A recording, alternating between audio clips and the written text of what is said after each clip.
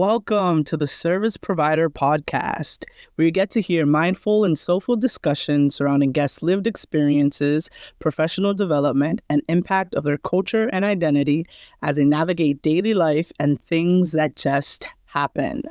I am your host, Frederick Marte, and before we get started, I just want to let you know that everything discussed here are of our own thoughts, ideas, and beliefs, and they are not affiliated with any employer or partnership that we may be involved with.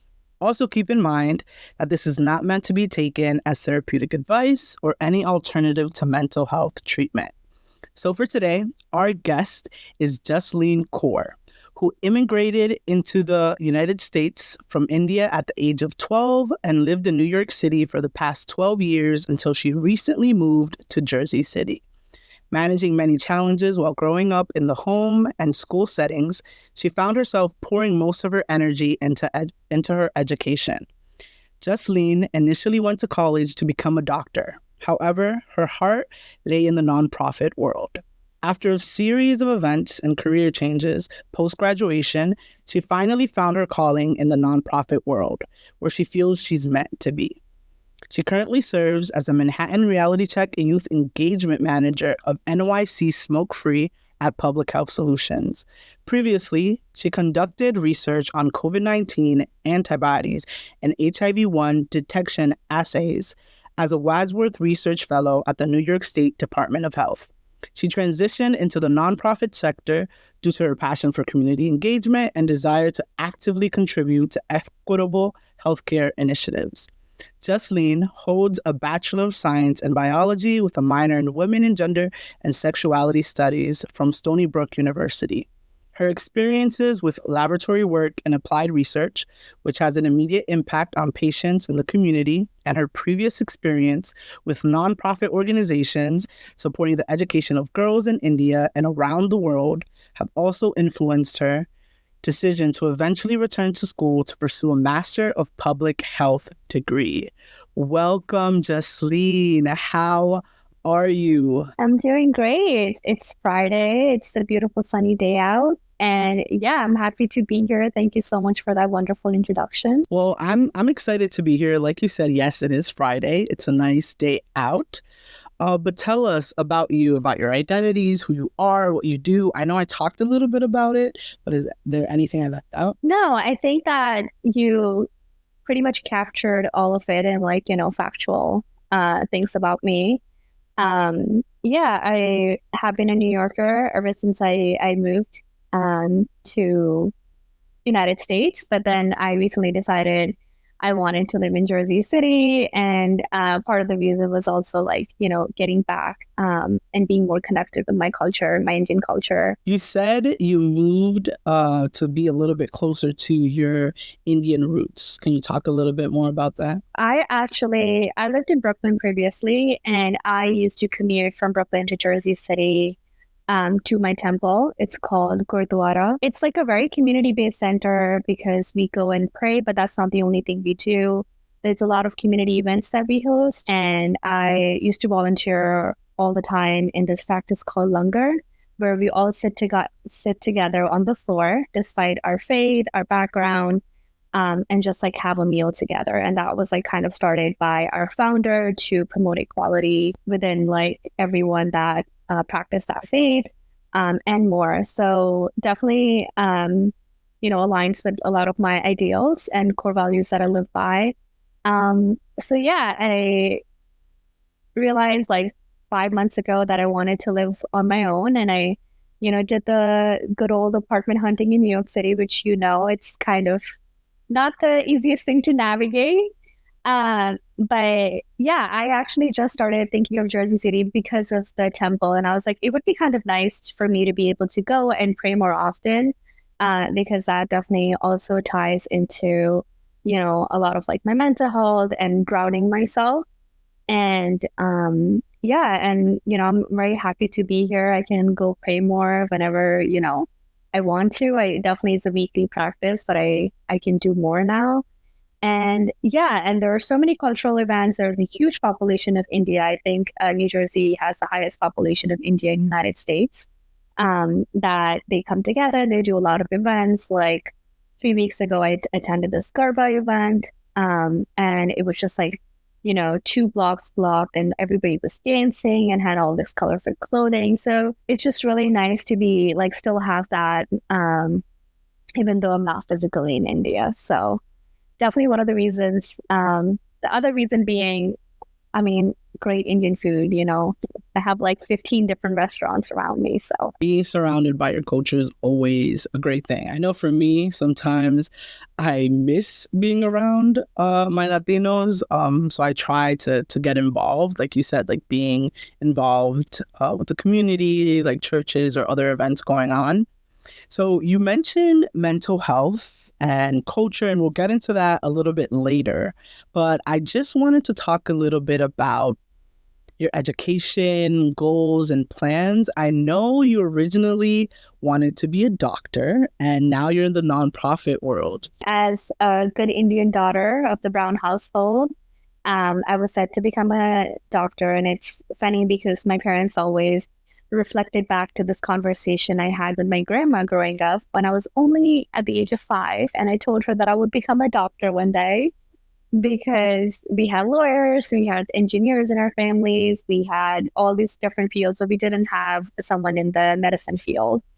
So yeah, years later, it just kind of became the marathon that I needed to be in the medicine field.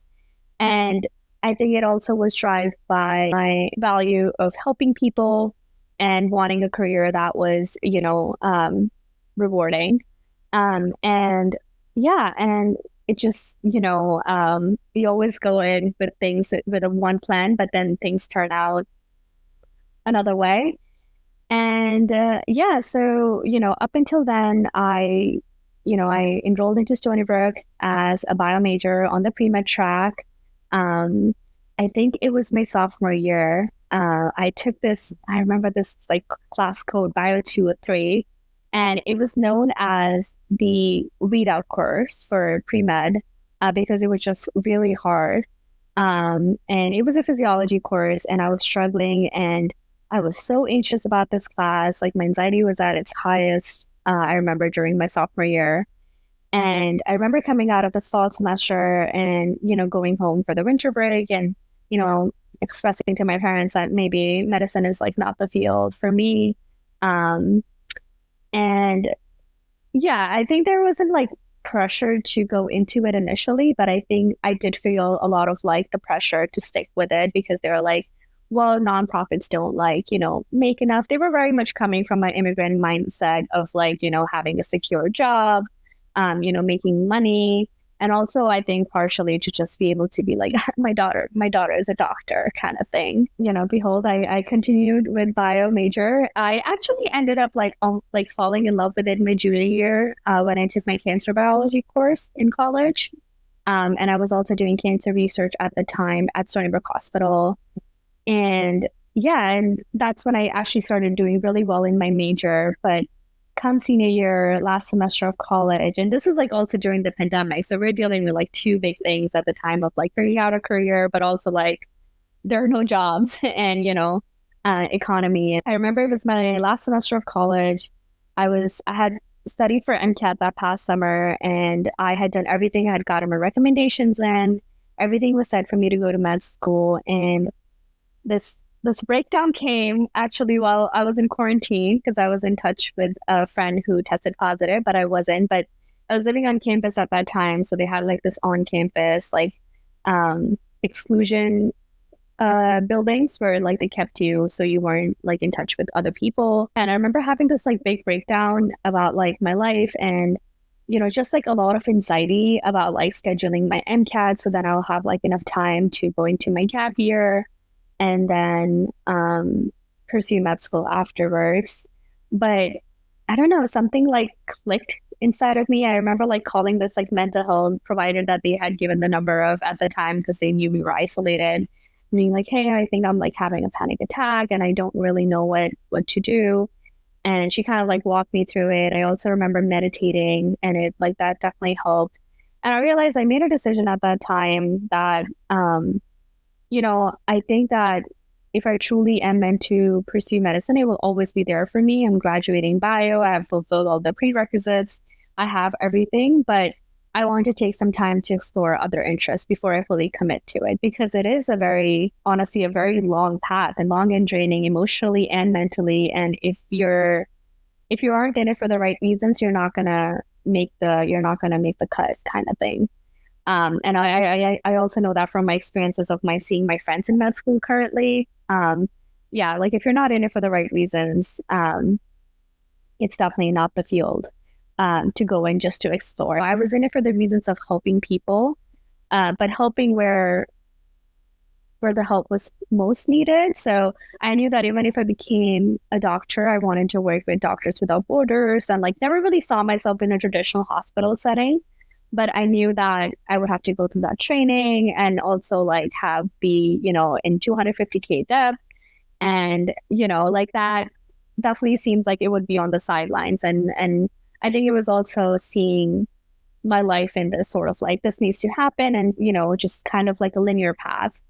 And I realized that, physician wasn't the only way to like sort of help the people and save the world and, do all the great things. Also quickly realized I cannot spend, many hours behind the bench. I'm definitely a people person. I like to talk.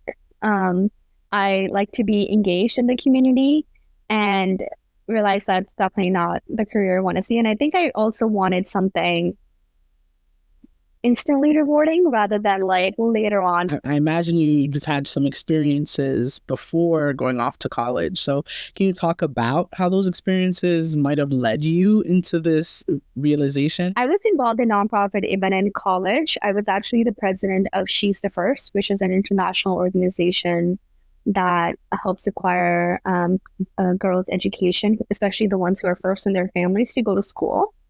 And yeah, I was the treasurer and secretary in my junior year and a president at my last year of college. And I was involved in that nonprofit. I also got involved in a prostate cancer nonprofit for males called Male Care. So I had a lot of like nonprofit experience accumulating, but not professional experiences that would like help me lead into, the nonprofit world, especially during the pandemic when, the nonprofit world was struggling. So yeah, I took the research route, but when I was doing the research program, I was also part of Young Leaders program by MCW Global. And what that program was is that we actually met with people who wanted to make a difference in their communities all around the world. There was like we were represented by 24 different countries. You had people from like Middle East, you had people from China, you had people from countries I hadn't even heard about.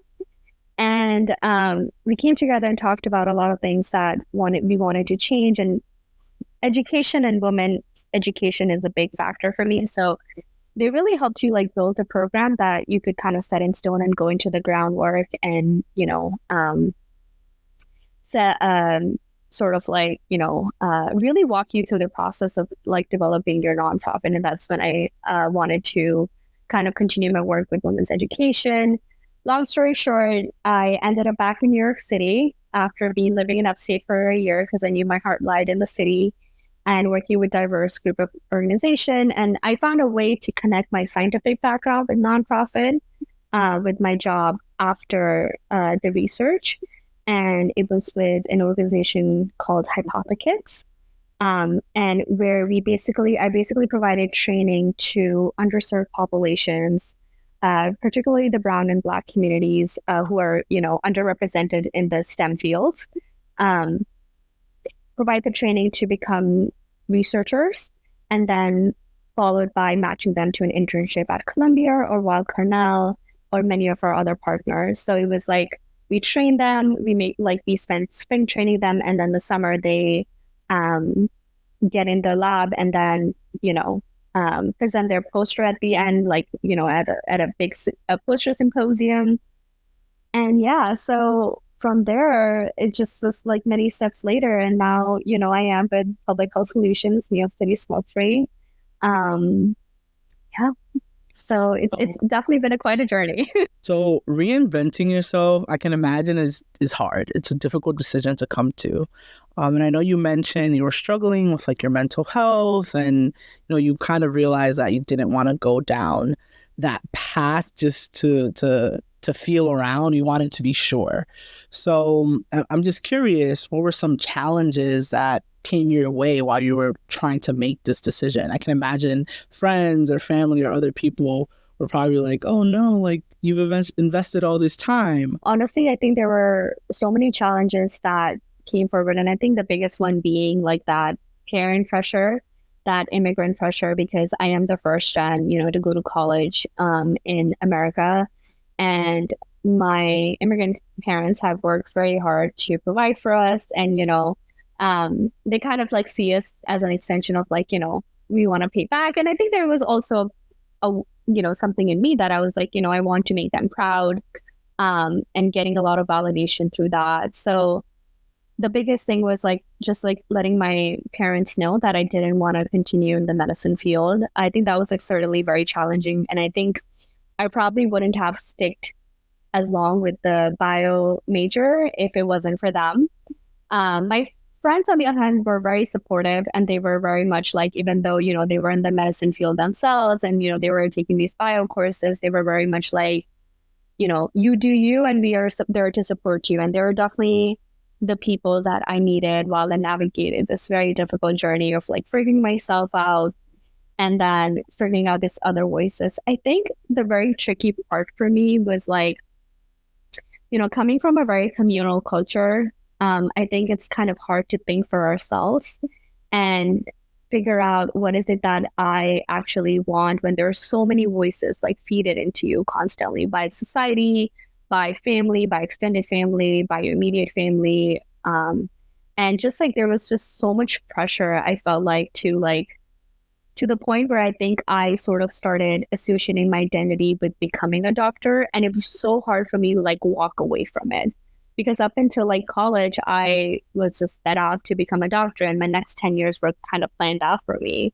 And to just kind of walk away from like, all the hard work I had done, like all these publications I had gotten done just for getting into med school, all these like long hours of volunteering I had spent, it was a very tough decision, walking away from it. And I think there were like many things that sort of like eventually led up to it.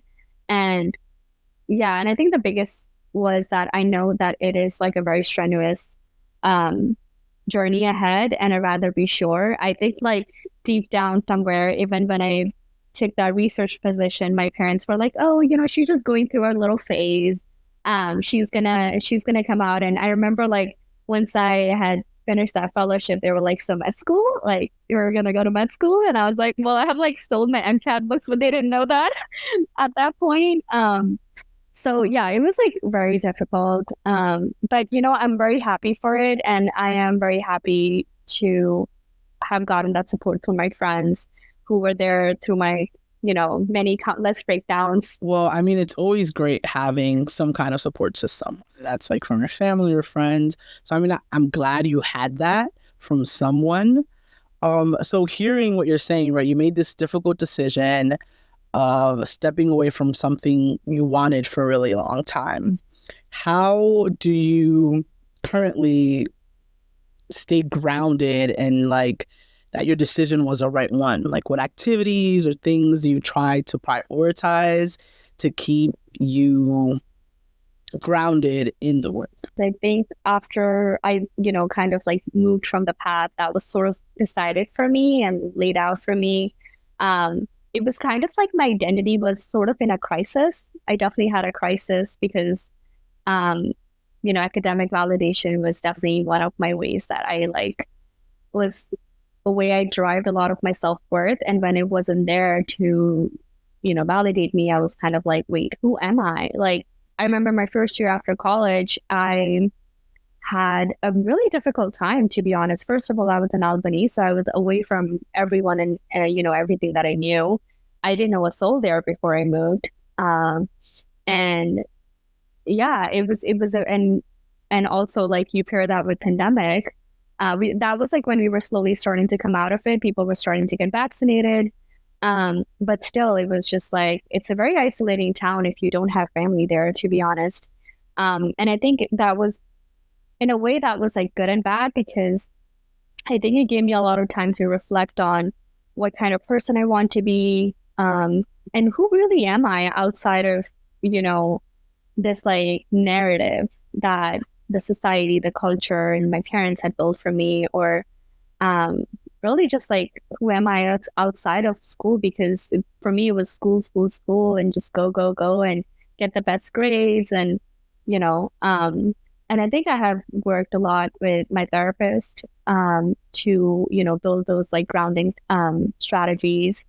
And first of all, was just like signing up for therapy. I knew I needed the help when this crisis was happening, and reaching out. And I think that it's definitely something I take a lot of pride in, because I think I've never been afraid to ask for help.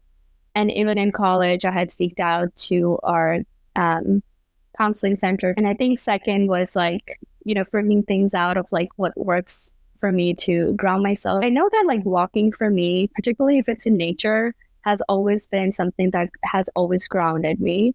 Like whenever I have too much going on in my head, or I just like need a break, or like, I can't figure out like what should I do, like walking has always served as a way to ground me. Even if I'm like panicking and I'm having a panic attack, like the best thing for me to do is just like, put on some clothes to be outside and just like go for a walk, to doing something like actively about it. Or else I'm just gonna like think and think and think, and it's like it's just gonna like lead me to rabbit holes. So, and it's interesting because I think depending on the time, like sometimes meditation works and sometimes meditation doesn't work. Like if I'm panicked to like a level 9, like slow deep breathing is not going to help me. So like also figuring out what works for me at certain times. But I think meditation, therapy, and I think the biggest changer for the past year has having a sense of community. Through my temple, I have found this community that is there for me and checks up on me, or like what's going on? Are you okay? Do you need anything? And to just know that there are people out there that care for you. It's a big thing, because I know even with friendships, like as you know, like adulting happens and we're all just so busy in our own, each like other lives. Like my friends are in PA school, med school, like there's not much time to do like regular check-ins. But to have that consistent practice that I showed up to was definitely something that helped my mental health significantly. Keeping in mind mental health, I'm not sure if in the Indian culture there's a stigma surrounding getting mental health services. There is so much stigma around mental health in I would say the Indian community, especially the Sikh community, which is the religion I identify with. It's like if you're seeking a therapist, you're crazy, or there's something wrong with you. Like, why would you need someone else to talk to? And like my parents, to many extent, like think they failed because they're like, well, what is something that you can't talk to us about that you need to go to this like stranger? And it's so interesting because the relationship I have with my therapist is like way above that, right? Like it's like my safe space. I think that growing up, especially having like a pretty difficult childhood, I just knew that I needed someone to like talk to about things about. And I think like therapy also made me realize I actually never had a safe person growing up, that I felt like I was, 100% my guard down and could talk to things about what was going on and, what was going on in my personal life and how was I feeling. So I think having therapy like definitely gave me that avenue, but there was a lot of resistance. I think like particularly when, things went down in my Albany experience, I had to go on some meds to, I couldn't sleep for like a month straight. Like I was like a walking zombie. And like from there till like, I don't know, like last year, my mom was just kind of like, why do you need to be on meds? Why do you need to be on meds? And there's a lot of stigma around it. And honestly, actually, that's the stigma that prevented me from going on meds for very long, even though I actually really needed them, because I was like, no, I feel like if I take the meds, like I have failed myself, or like, why can't I figure it out? Like I'm a big, like, if there's a problem, let's figure it out. Let's figure out the solution. But, I couldn't. And I definitely, even like the first year taking it, I was like, there was so much stigma in my mind that I had to like battle. And a lot of it was like unlearning and relearning that I had to do on my own to be like, hey, it's okay to like ask for help or to to go on medicines temporarily to stabilize you. And that's still something that I continuously work with my therapist. So I feel like it's a never-ending journey, to be honest. But I think in a way I do feel very privileged in the other sense that I had all these resources, because I know that our parents didn't, and like I know that, just I feel like things are changing with our generation, and people are, becoming more aware that mental health is a huge thing, and that we need to do something about it. What practices do you have in place to help boost your confidence or help you make sense of all the craziness out there in the world? One of the things I would say to highlight is like questioning a lot of my beliefs, and questioning where they came from and were they even mine to begin with, was a big changer. The second thing that he really built with me is that I lived my life in survival zone for as long as I remember. It was just more like how to survive from like point A to point B. And a lot of that survival does to you is that you don't feel your emotions, because when you sit down with them, you don't know what's going to come out of this bag you've been carrying, right? So I remember, and his voice still rings in my ear because he like honed it down, and he used to say, sit with it. Like, it's okay to not be okay. It's fine. There's nothing wrong with you. We all have those days. And I remember that he like honed it down, and I was like, now when difficult emotions come up, I sit with them. I'm like, okay, I'm first of all, I remind myself I'm in a safe environment. Nobody can hurt me. Nobody can threaten me. This is my safe place, and I am allowed to, just feel my emotions. And that usually leads to also like journaling. I think I forgot to mention that that's definitely one of the ways I use to like, if I'm really stuck on something or framing myself out or dealing with something, journaling definitely helps me bring that clarity. And my therapist is very big on me journaling. He's the one who's like, no, just journal. Just like, even if you don't want to like write anything, just write like 2 sentences. And behold, like I write 2 sentences, then I write like 4 pages of like, what's going on in my brain, and just having that physically on paper, and it like helps you connect like the parts and like just kind of like vision it, because when it's in our brain, it's like kind of like in this like so many wires looped up, right? So, but just having it on paper, it just feels like you're slowly untangling those wires. So yeah, I think those were like the 2 big things. I relate to what you said about questioning. I feel like people need to question more, just question everything. And I mean, not to the point where you feel like you're being paranoid of questioning things, but question things so that you could really understand what you feel or what your thoughts are related to what comes up, right? Because a lot of times people believe things that they might not really believe, and it's just because they heard it from someone else who they really admire, and they just go with that.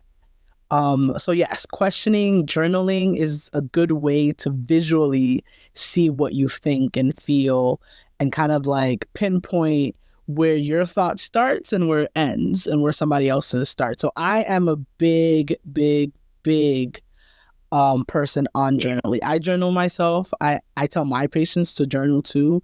They don't buy into it very quickly, right? But I know like once you start journaling and seeing what actually looking at and reflecting on your thoughts does for you, you kind of like it, and continue to do it. I know the first thing that comes to mind when I think of like questioning or journaling is when people say like, people who talk to themselves are crazy. And I tell my patients all the time, like, this is in a way you talking to yourself, but it's not crazy, right? You're asking yourself to really understand what's going on with you, because a lot of times we just walk through life thinking that you have like certain values or beliefs, when in reality they might not even align with the person you're becoming. Just to piggyback off, I talk to myself all the time, and I'm like, if anybody thinks I'm crazy, let them think, because that's just how we work. And I don't think like I'm like, okay, I need to do this, I need to do that, I need to do that. It's just like more like I'm constantly talking to myself. So you're not crazy if you talk to yourself. It's very normal, I would say. And yes, there was a lot of resistance by me as a patient of my therapist to go into journaling. But, he persisted. He was like, hey, it's a good tool. It's a good tool. And I think a big also, just to piggyback off, is like doing it when I need it and not forcing myself to do it was a big changer for me. Because when I forced myself to do it regularly or when I didn't want to do it, then it prevented me from doing it when I needed it. So I do it as I need it. So I do it at least like once a week. But when I'm like, I'm in my Zen mode and I'm like, I'm ready to journal and reflect on life and reflect on how this past week went. Yeah. So I think that sometimes like people need that little push. And sometimes it's like, sometimes it works, sometimes it doesn't. But also I think finding that good balance, what works for you. And if that means like journaling every 2 days or journaling weekly or journaling monthly, whatever works, there's value in just having that little thing. So hear you talk about like just all your experiences. You're in a place right now where you're really doing what Jasleen wants to do. And I think that is amazing. And not a lot of people wake up in the morning and are like, okay, what am I going to do today? And don't really have like things, not to say that you don't have things planned, but like there are so many opportunities that you take advantage of. My question is just, how does it feel to be in a space where you don't know what comes next? I would say unknown is scary. Unknown is scary, man. Like everybody is afraid of unknown. And I think, what is anxiety when we question it, right? It's like the anxiety of the unknown. But, to also just like to kind of go back to the point, I am living my dream life and I'm so happy for it. I feel I'm in immense gratitude every single day for my life. As soon as I like open my curtains, I have this beautiful view. Sometimes I like, meditate as the sun is rising. And it's just like such a beautiful experience. And sometimes I cry like from that gratitude. I'm like, oh my God, that 15-year-old me who did not even think she was gonna like, I don't know, make it to her 20s for whatever reason, like is living. And she's not only living, but she's thriving. And she has cultivated this life, for herself, that she loves. And, it was definitely I would say a very tough journey getting here, but I'm very happy for it. And I think in terms of like the unknown, and I want to like go back to this experience I recently went. So before I started my apartment hunting along with my job hunting, I was really going through it. Like I had a knee injury. I was not physically doing great. And I wasn't hearing like much about like what was going on with my knee. And I was having a really tough time at my previous job, just with the management.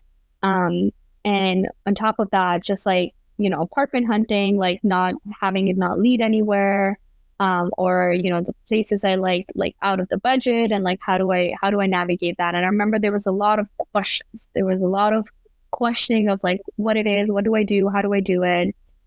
And I think it came to the point where I was like, wait, it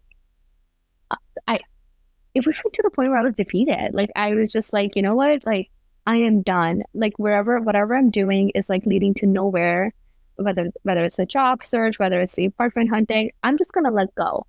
And I'm going to like put my full faith in, God, universe, whatever it is, the spiritual energy you believe in. I'm just going to put my full faith. I just took a back step. And I think like sometimes life makes you go through these experiences where it's like this thing of like, you tried. I felt like I like kept fighting against this wall and I like wanted it to yield answers, but it wasn't yielding. So what happens when I let go is this beautiful thing, right? Like, first of all, it feels so scary to just like, let go into this unknown. You don't know what's next.